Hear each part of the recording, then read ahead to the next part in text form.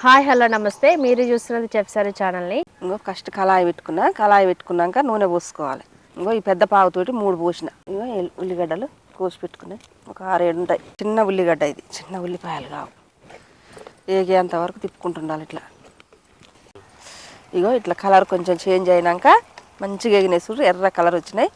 అప్పుడు ఈ ఒక గడ్డ ఎల్లిపాయలు, 2 ముక్కల అల్లం, అవి కూడా ఇలానే వేపుకోవాలి. ఇంకో 4-5 రెబ్బల కరివేపాకు.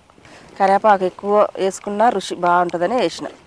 2 రెబ్బల చింతపండు, ఒక చెంచాడంతా ఉప్పు తగినంత, 1 చెంచాడు కారం. ఇంకా కలబెట్టుకోవాలి, మంచిగా ఆగాలి పచ్చివాసన లేకుండా. ఇగో అన్ని ఇట్లా మగ్గించుకున్నాక ఇంకా దింపుకోవాలి. మనం ఎంత బాగా మగ్గినది పండుగ ఈ సైజులో జాలిగా. డైరెక్ట్గా ఇది ఇట్లనే రోట్లో వేసుకొని నూరుకోవటమే. మిక్సీ ఉంటేనే కొంచెం చల్లారినాక మిక్సీలో వేసుకొని నూరుకోవాలి, రుబ్బుకోవాలి. ఇంకో అయిపోయింది. ఈ మాదిరిగా నూరుకుంటే చాలు.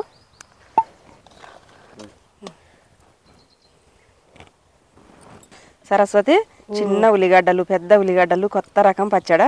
అవునత్తమ్మ, చూడడానికి భలే కమ్మగా ఉంది. అది చూడటానికైతే బాగుంది. తింటే ఎంత రుచి ఉంటుందో చూడాలి ఇప్పుడు.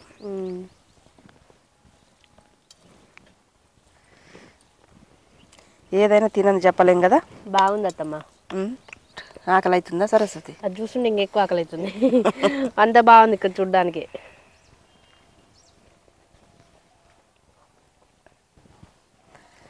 బాగుంది అత్తమ్మ. అంతేనా?